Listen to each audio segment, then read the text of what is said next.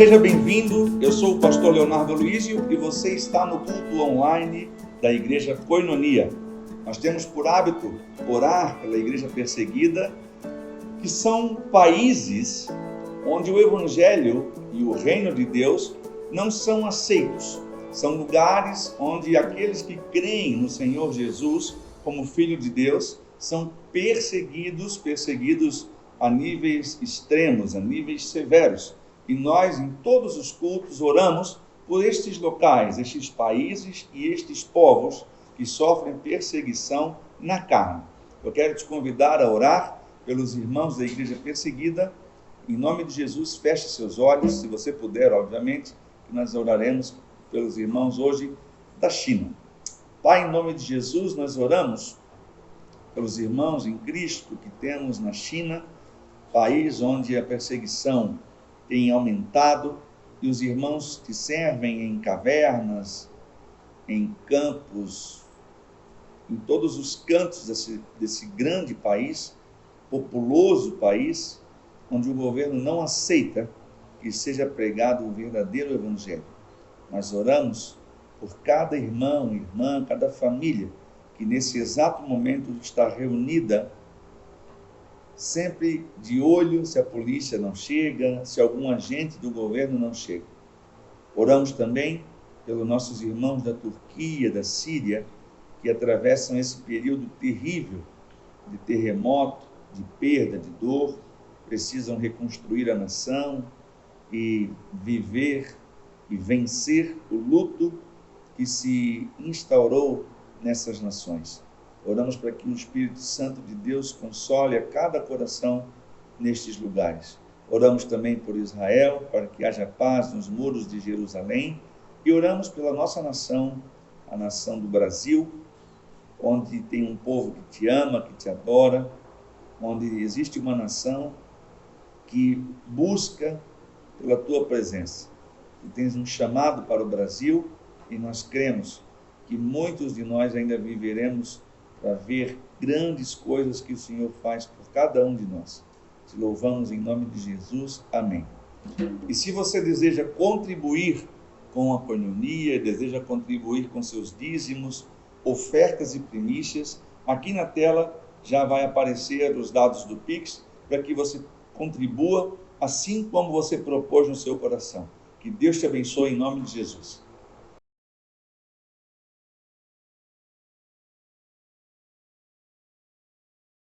Hoje, eu, pastor Leonardo Aloísio, quero compartilhar uma breve meditação que se encontra no número 126 de Salmos, Salmo 126.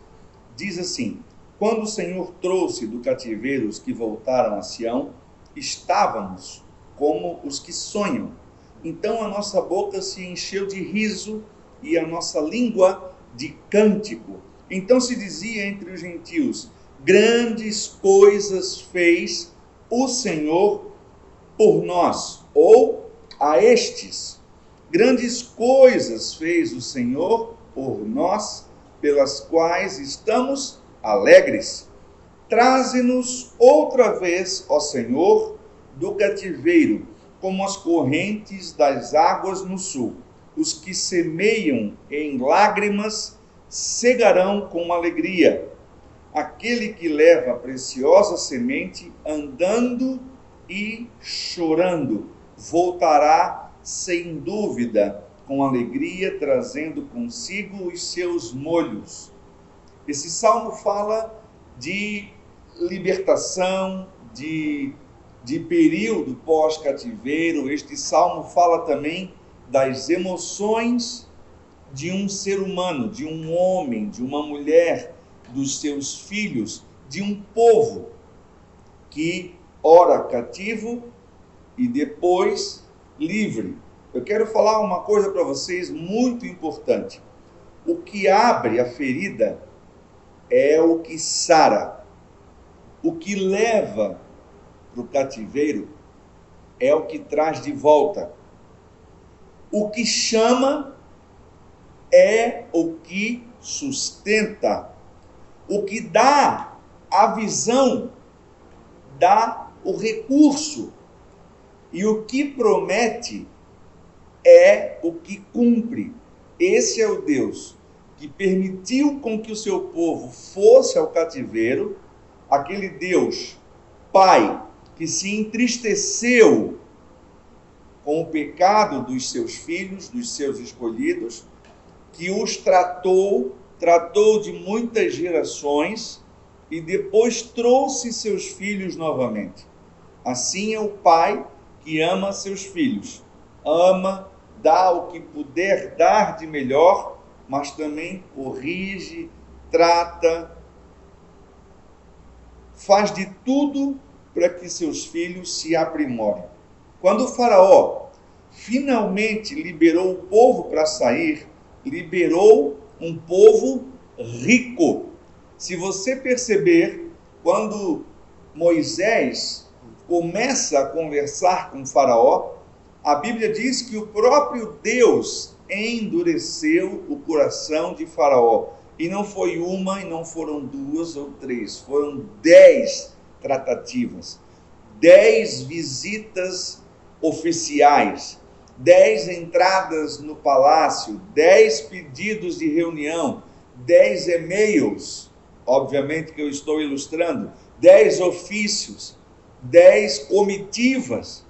Então Faraó, quando decide, ou quando Deus toca em seu coração, Faraó libera para Moisés sair com seu povo do Egito e fala: vai tu, vai o teu povo, vai os teus anciãos, vai as tuas crianças, vai teus homens com suas mulheres, vão seus animais juntos, eu não quero que fique nenhuma unha.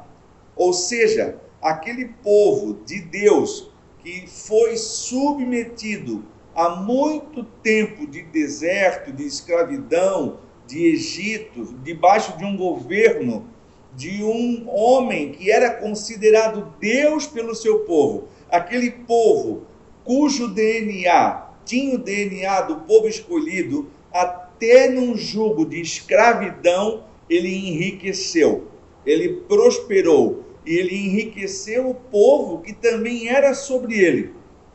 Então, o povo de Deus é assim. Aonde o povo de Deus está, aonde tem alguém chamado por Deus, ali tem a prosperidade de Deus.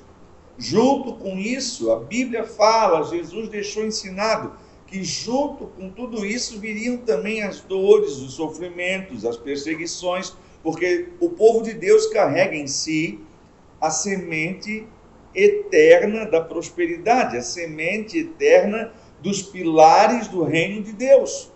Então Deus enviou as 10 pragas, cada endurecida no coração era uma praga.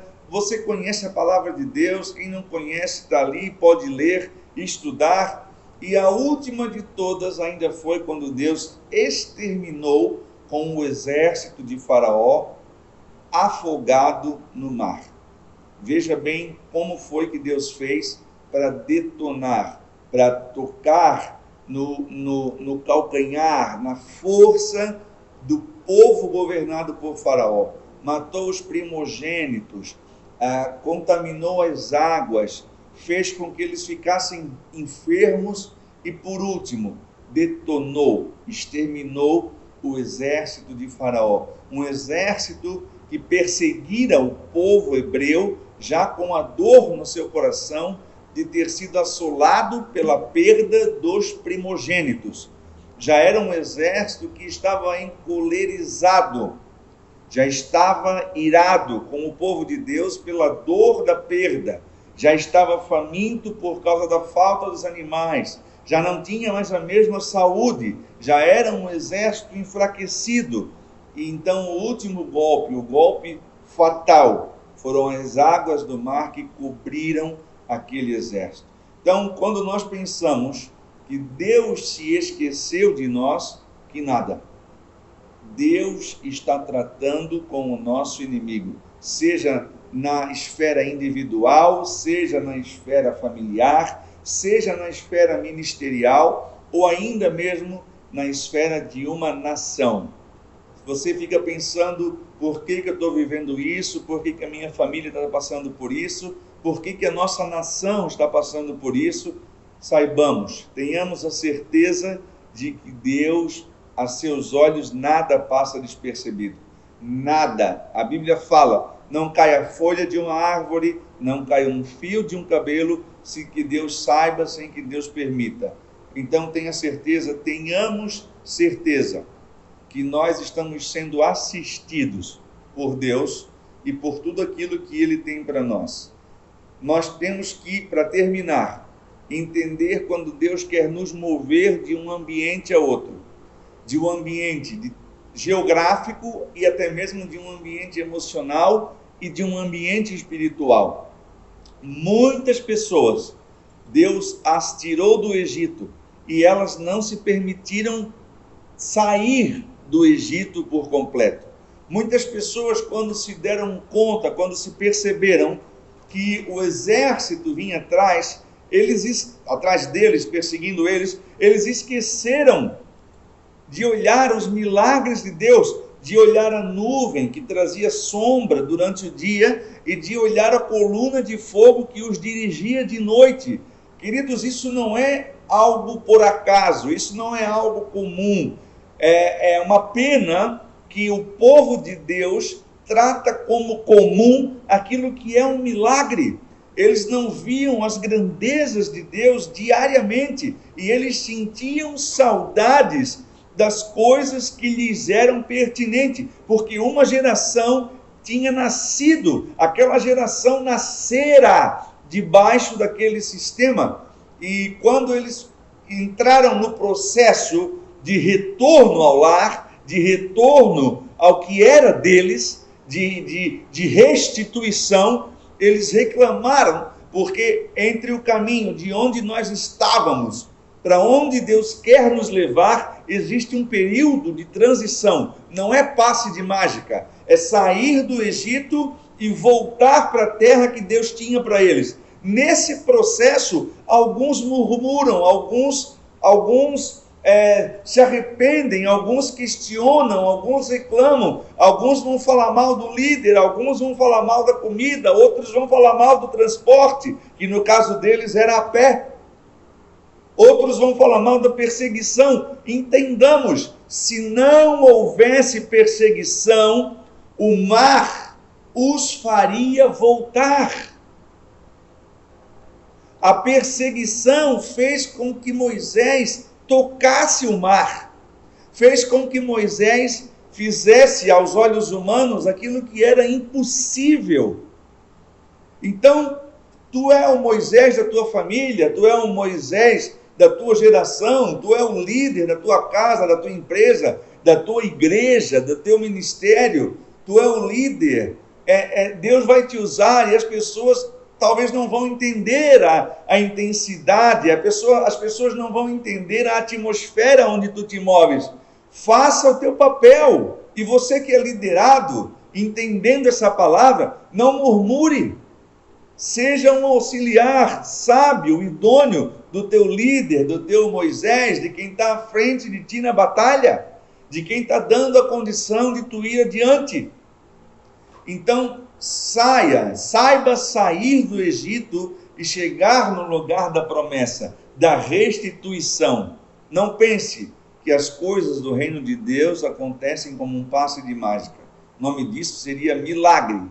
Mas o retorno para o lugar de onde Deus quer te restituir é um processo. Sair do Egito e chegar na terra prometida é um processo. Subir a Jerusalém é um processo, é uma caminhada, é árduo. De dia é muito quente, de noite é muito frio, venta, é para cima, cansa mais. Você entenda o processo de Deus na sua vida. Entendamos nós que o processo de saída de um lugar tem a ver com decisão e de chegada no outro tem que manter a decisão. Mantenha sua decisão. Mantenhamos a nossa decisão por seguir caminhando no caminho da promessa, da restituição em todas as esferas da vida. começando em ti, indo adiante na tua família, no teu ministério, na tua cidade, estado e nação, e também na tua geração. Muitos voltam atrás, mas tu não vai voltar, e tu tens revelação da palavra que é Cristo. Deus abençoe. Ore em cima dessa palavra. Salmo de número 126. Quando o Senhor restaurou a nossa sorte, ficamos como aqueles que sonham. Muita gente já não sonha mais. Muita gente já não tem mais planos e projetos. Volte a sonhar. Deus abençoe.